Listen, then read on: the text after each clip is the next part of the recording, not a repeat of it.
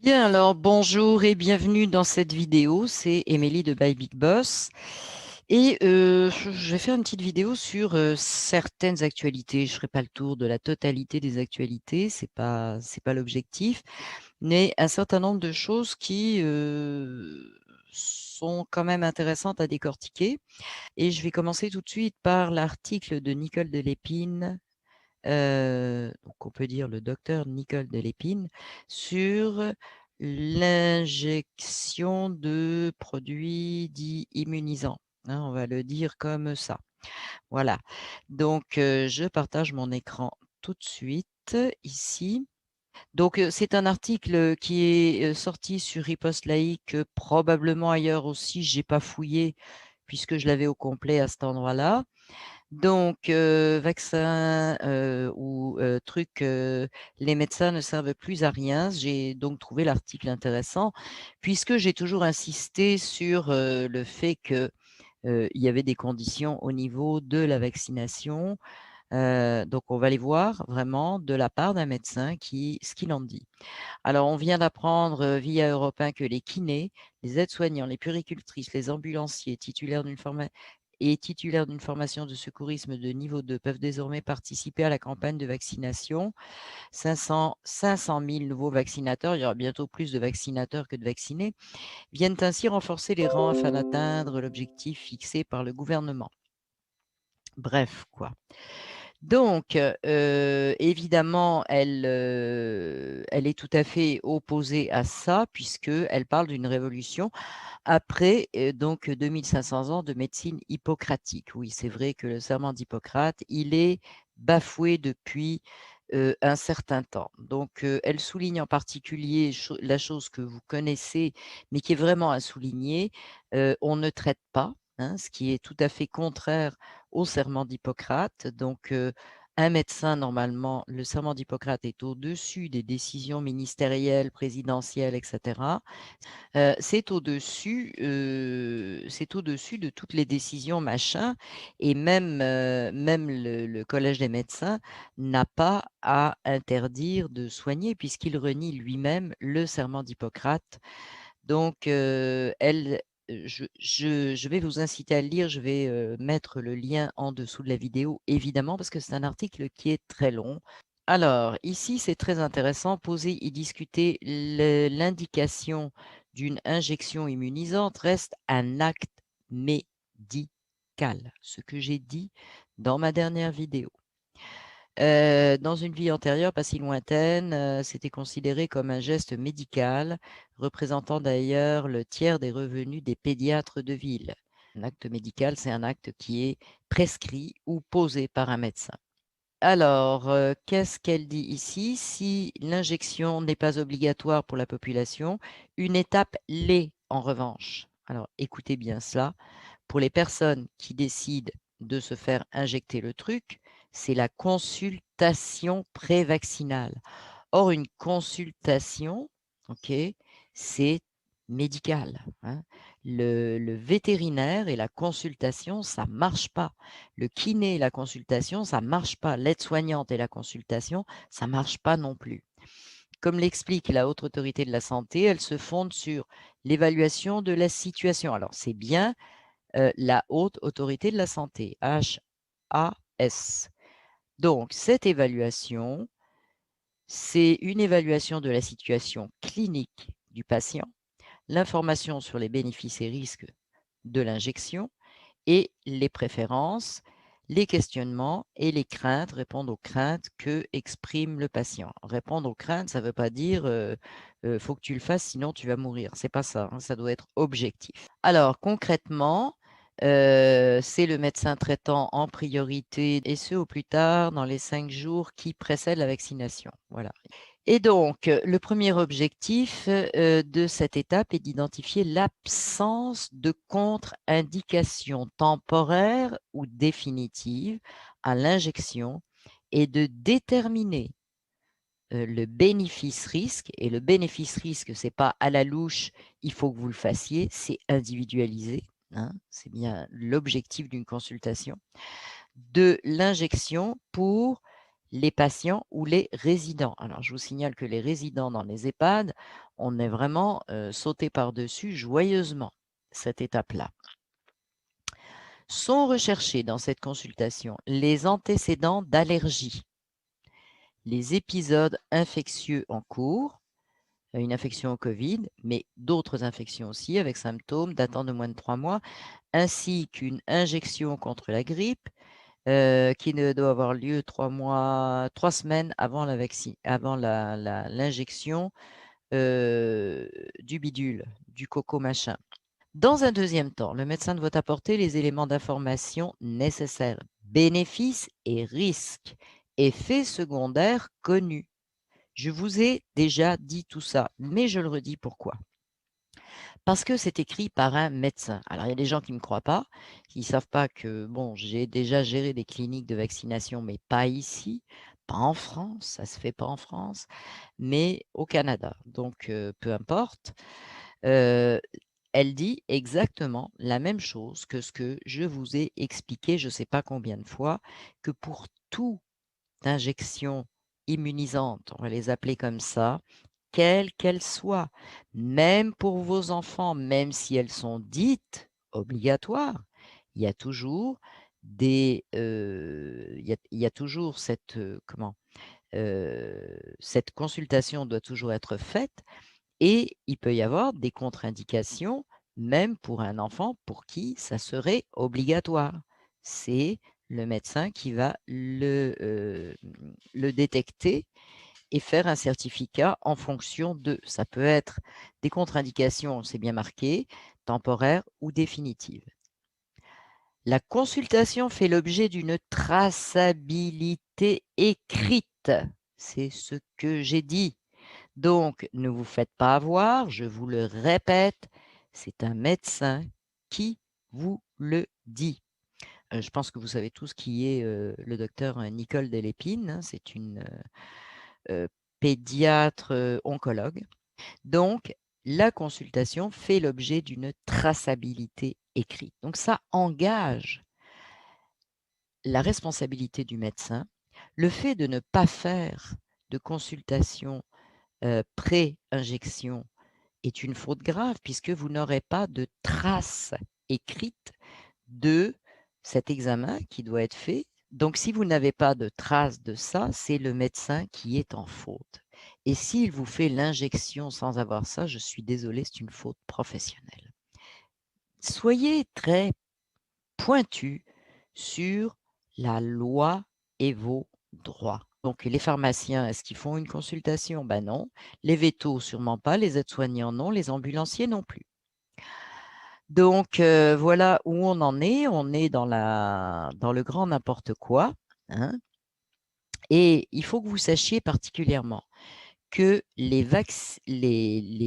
Vaxi-Drive, c'est illégal.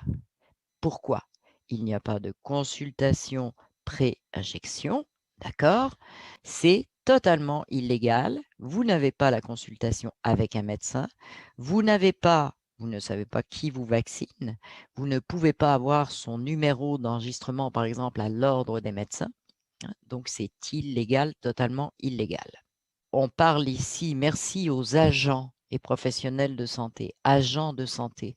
What is agent de santé? Les vétos. Ah ouais.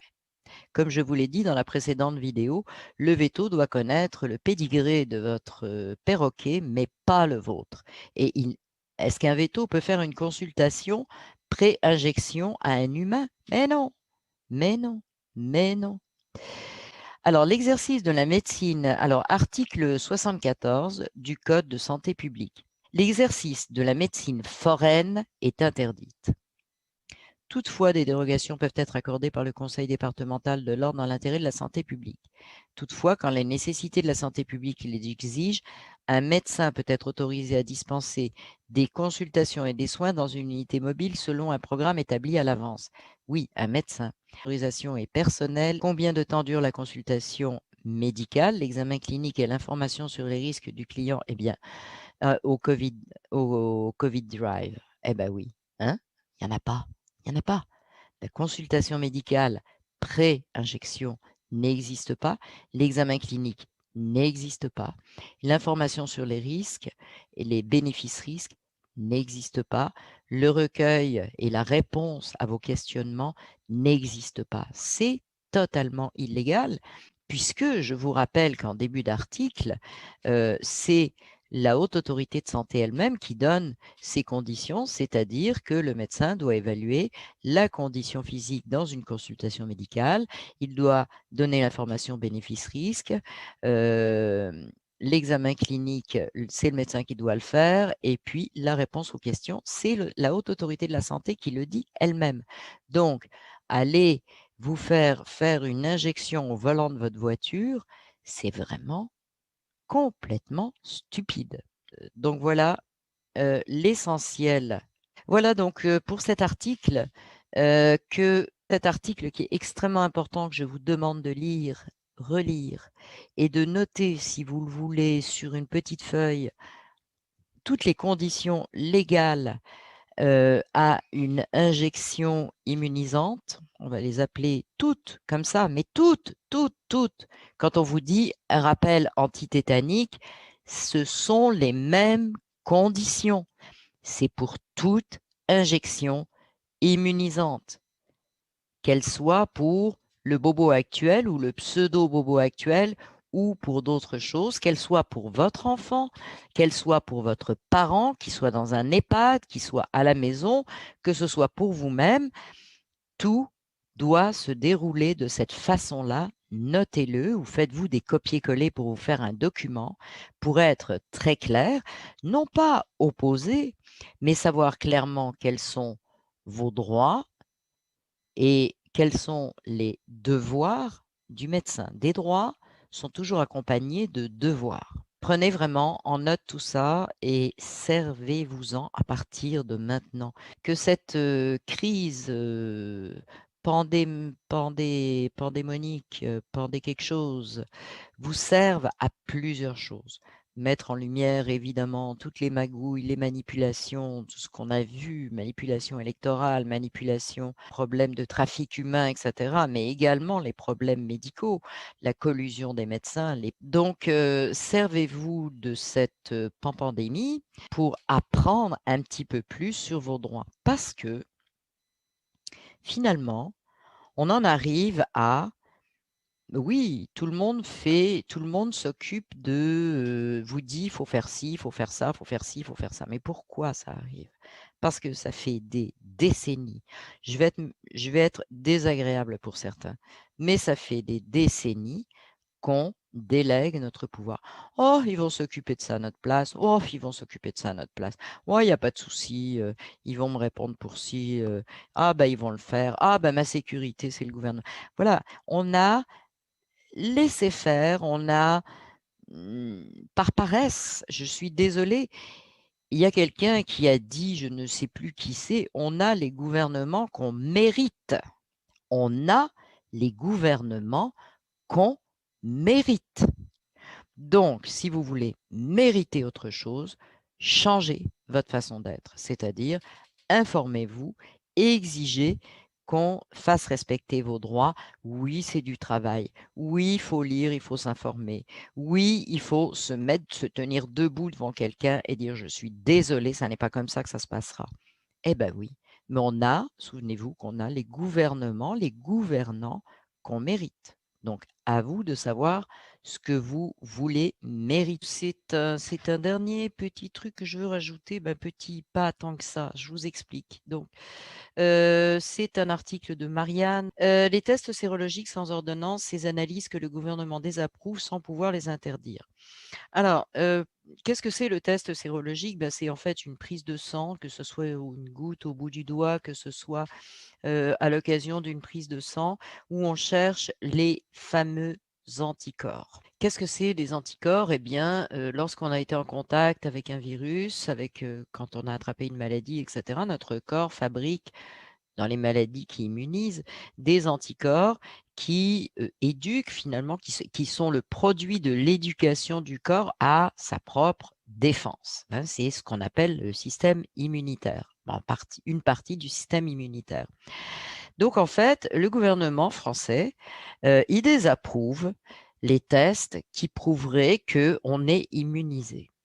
Ça a énormément de conséquences. Alors bon, il y a tout un tas de blabla. Je vous mettrai le lien de l'article aussi sur les prix, sur les arguments du gouvernement, mais qui sont absolument, absolument, absolument hallucinants.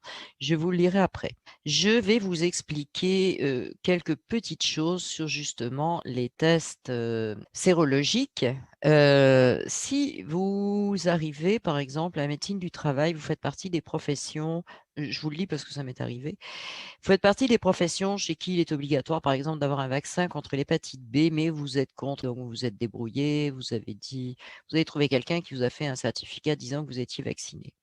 Si le médecin du travail a un doute, il va vous dire, je vais vous faire un test sérologique pour qu'on puisse voir si vous avez les anticorps. Ah bon?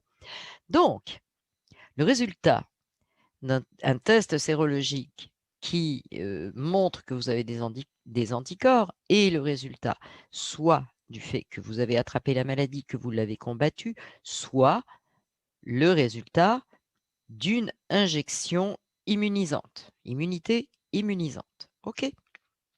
Ce qu'on recherche, évidemment, si on veut faire une campagne d'immunisation généralisée, presque obligatoire, etc., c'est bien parce qu'on pense que les gens vont fabriquer des anticorps. Sinon, réveillez-moi, j'ai rien compris.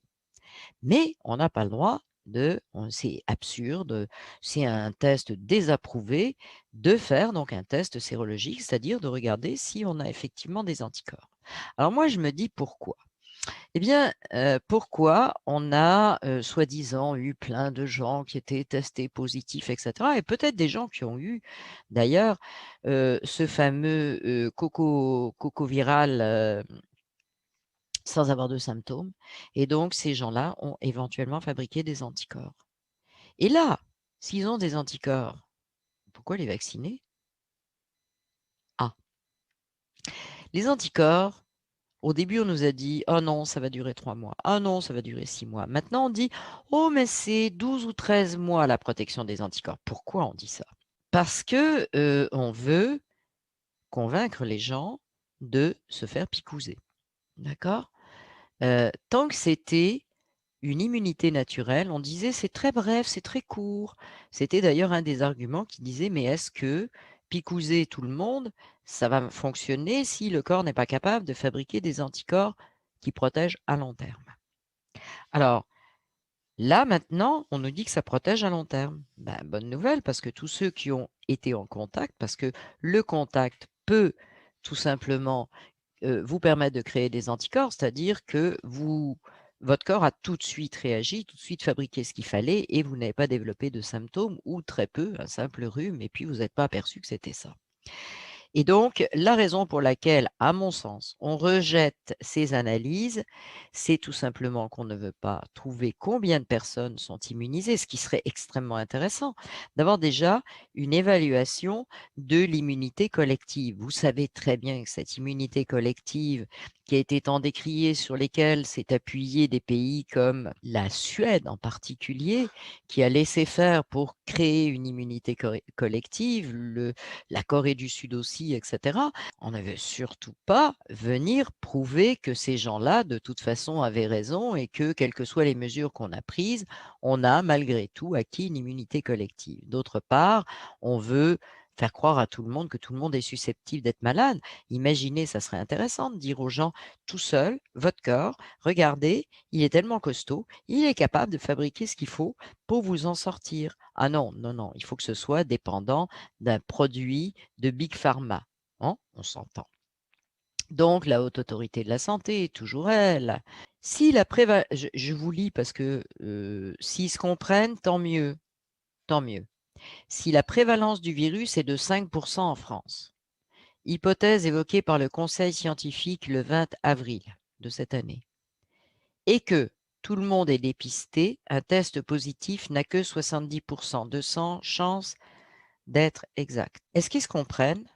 Le résultat en plus est sans ordonnance et le résultat est dans la journée, dans l'après-midi même, bon, disons dans la journée, en quelques heures. Ça serait pas bien de pouvoir faire ça, s'il vous plaît, de savoir quelle portion de la population d'un pays, même de la planète, sait fabriquer une immunité, quelle qu'en soit l'origine. Après, on pourrait trier pour voir ceux qui ont réussi à se fabriquer ça naturellement. Je vous laisse réfléchir à ça. Je vous mettrai le lien de l'article qui n'est pas très long. Si vous voulez faire des recherches sur l'immunité, vous pourrez le faire. Mais sachez que l'espoir, quand on fait une piqûre, c'est d'obtenir des anticorps qu'on n'aurait pas obtenus. Par exemple, moi, j'ai eu la rougeole quand j'étais enfant, donc j'ai des anticorps de la rougeole. Je n'ai pas besoin d'avoir une piqûre anti-rougeole. Oui, la rougeole, ça immunise à long terme. Là, on ne sait pas. Ce bobo truc là, coco truc, on ne sait pas combien de temps ça immunise. Mais peu importe. Si on fabrique, si on a des tests, sérologiques qui prouvent qu'on est immunisé, pour moi, c'est encore plus sérieux que de savoir si on a un virus qui se promène dans le nez ou dans je ne sais pas quoi. C'est beaucoup plus sérieux de savoir si une grosse partie de la population a des anticorps, ce qu'on appelle l'immunité collective. Et c'est ce qu'on ne veut surtout pas savoir. Ça me paraissait extrêmement important. Et enfin, pour en finir avec les délires de la santé publique, machin truc, on va regarder un article. Je vais partager mon écran. Donc, un article de Libération qui reprend un article de Mediapart qui explique que les derniers délires, la surestimation biaisée, pourquoi le taux de positivité est un indicateur bancal. Donc en fait, pareil, je vous mettrai le lien de cet article dans lequel l'analyse fait en sorte que eh bien, le taux de positivité est surestimé. On s'en doutait presque pas. Alors, je vous résume l'article, vous pourrez le lire si vous voulez. Donc, qu'est-ce qui se passe avec les tests PCR? Eh bien, une personne qui a été testée négative 2 fois, 3 fois, y compris 3 mois avant, 4 mois avant, est comptée comme ne rentrant pas dans le nombre de testés de la journée. Donc, il y a moins de testés qu'il y en a réellement. Parce qu'une personne qui était négative, je ne vois pas pourquoi, si elle était négative il y a 3 mois, si elle est négative aujourd'hui, on ne la compte plus. Ben non, il faut la compter dans les gens testés. Alors on la retire. Donc, ça fait qu'on a moins de personnes testées et en proportion, donc on a les personnes positives, comme c'est comparé à un chiffre minimisé de tests, et comme par hasard, ce sont les tests négatifs qui sont minimisés, eh bien oui, ça fait augmenter en proportion le nombre de positifs. C'est QFD, c'est génial, on est dans le délire, restait plus qu'à le démontrer. Donc je vous laisse l'article pour que vous puissiez voir à quel point c'est biaisé. L'essentiel à comprendre, c'est ça. Une personne testée négativement sort du nombre de personnes testées, même si ça fait plusieurs mois qu'elle a été testée négativement. Donc, on augmente le taux de positivité par rapport au nombre de personnes testées, puisqu'on a retiré du nombre de personnes testées, comme par hasard, des personnes négatives. Ah, voilà, le monde est beau, très beau. Voilà, on n'a pas fini de manipuler les choses. Je voulais que vous le sachiez, ça fait partie des choses, à mon avis, qui sont importantes à savoir, importantes à souligner, pour voir jusqu'où ce gouvernement, ce ministère dit de la santé étant, bref, nous prend pour des valises, chose dont on se doutait depuis très longtemps. Très rapidement, de 2-3 autres nouvelles, il y en a une sur lesquelles je vais insister beaucoup plus. Donc ici, on a un truc très intéressant, c'est la chute de grâce du peuple américain. Bon, Fauci, qui est en chute libre, qui n'est plus soutenu du tout par le peuple américain. En fait, je vous lis le titre. Pourquoi je parle de ça? Parce que beaucoup de gens ont réagi à la vidéo d'Alexis Cossette, dans laquelle il parlait justement du fait que Fauci, officiellement, sur les médias officiels, tout le monde se questionnait sur son rôle dans la fameuse mise au point de ce petit bidule, la virale de Wuhan, et que ça commençait à chauffer pour lui. ici, on a le résultat, il y a une chute, une perte énorme de confiance en lui. Voilà. Alors, qu'est-ce qu'on m'a répondu quand j'ai posté cette vidéo que j'avais trouvée très, très bonne d'ailleurs?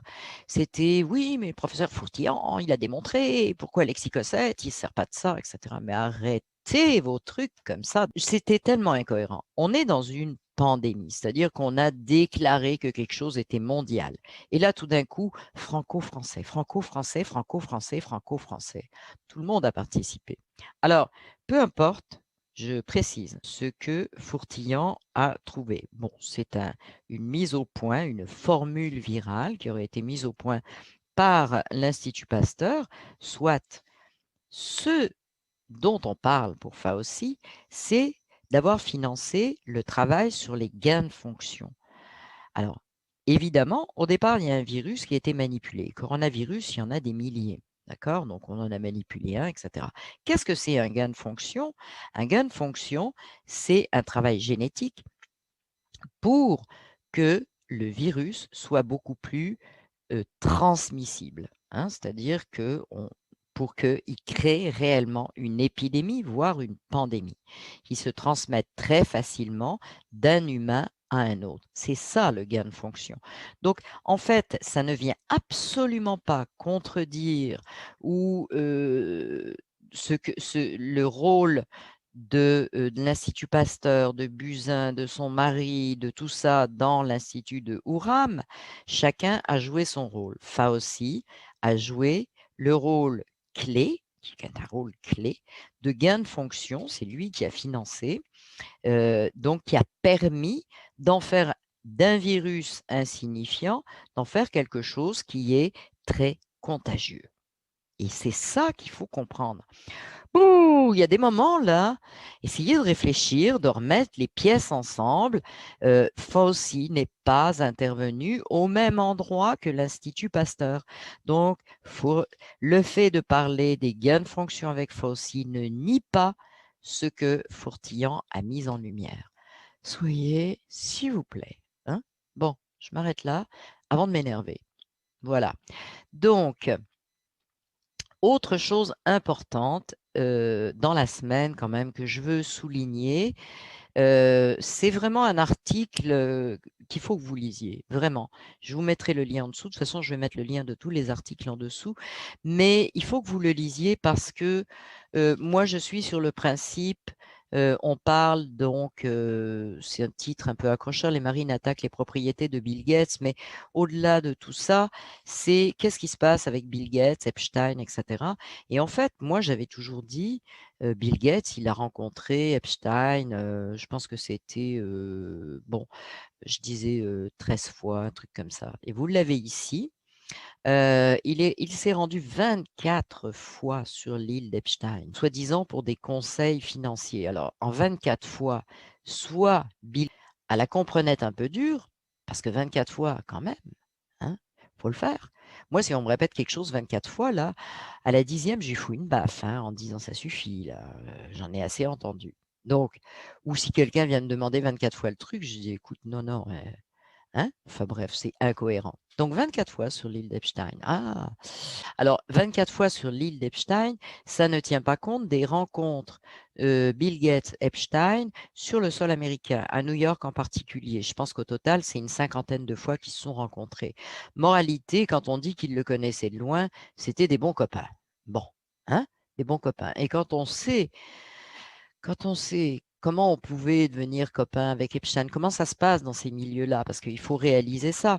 Même si on veut, je ne sais pas, un financement et cetera, ça se passe dans des, réceptions, dans des trucs où, on s'offre mutuellement des bénéfices. Il ne faut pas oublier que, Epstein est un agent du Mossad, que son rôle était aussi donc de recueillir, de filmer, d'avoir des preuves de l'implication l'autre Bilou là, parce qu'ils sont 2 à s'appeler Bill. Bref, de les filmer ou d'avoir des documents pour les faire chanter et obtenir après ce qu'on veut de leur part, sous menace de faire sortir les documents. Faut savoir ça.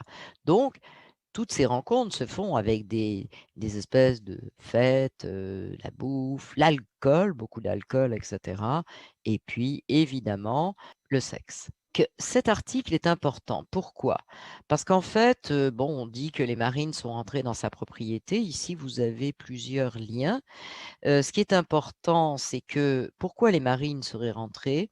Eh bien, c'est que Mélinda aurait appelé Donald pour lui expliquer qu'elle savait dans, leur résidence secondaire pour, dire qu'il y avait des souterrains en dessous de leur propriété.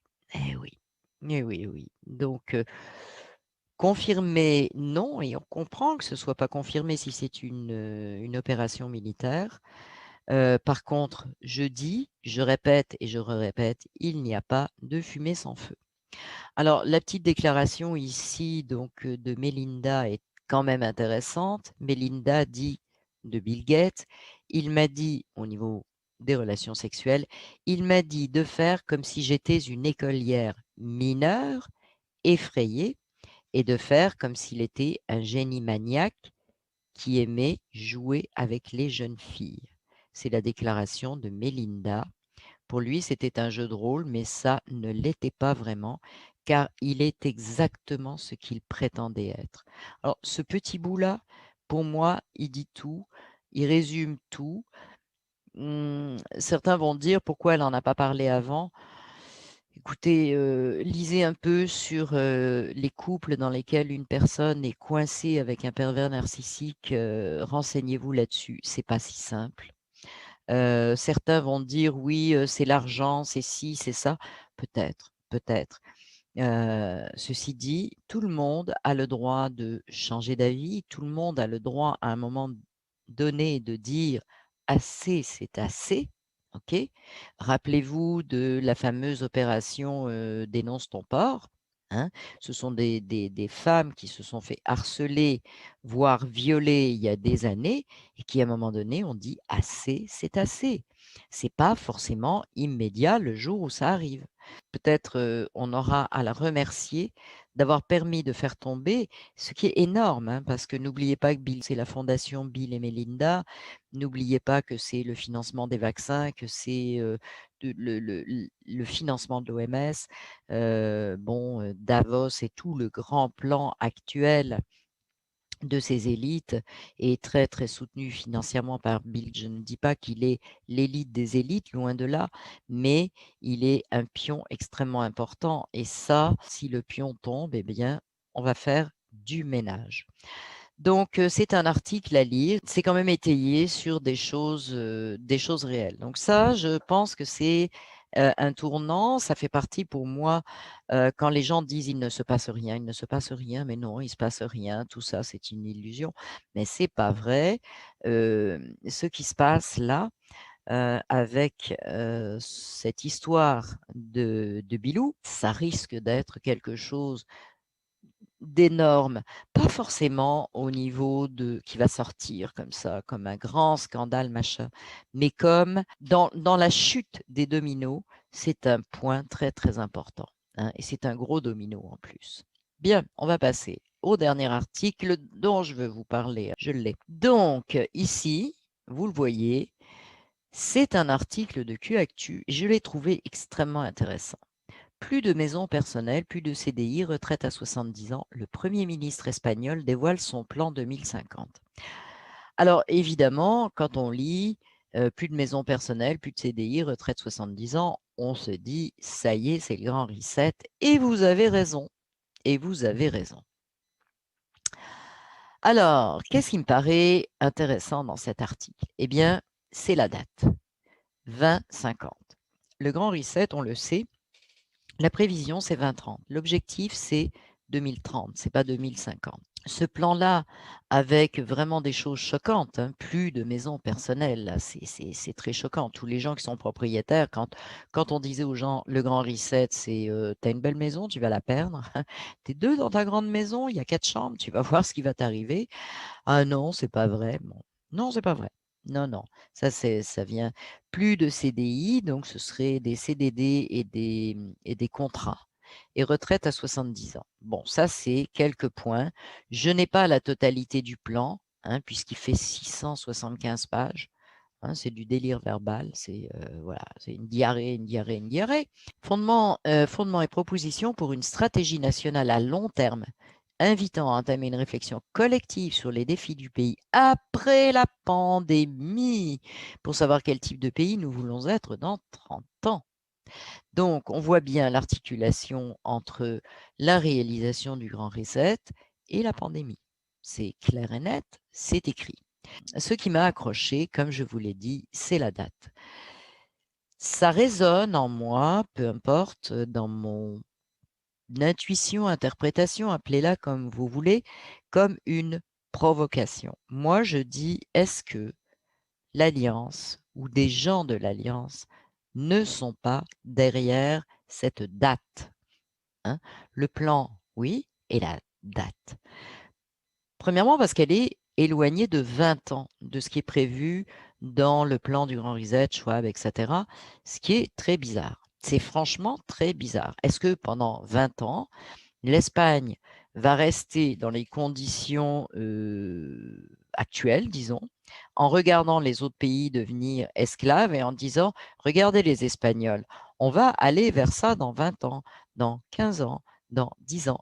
Essayez d'imaginer un peu le truc là. Il y a un truc bizarre, assez bizarre pour que moi, je me dise, il y a quelque chose en arrière.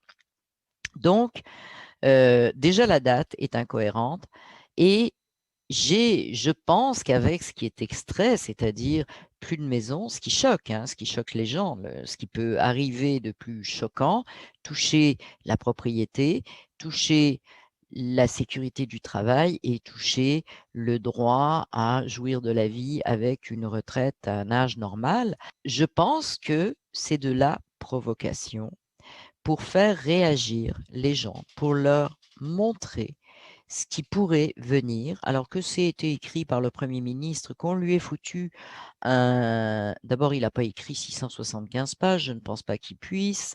Donc, il y a d'autres personnes qui ont écrit pour lui. Alors, est-ce qu'il a eu un gun sur la tempe? Bah, peut-être, hein, pourquoi pas.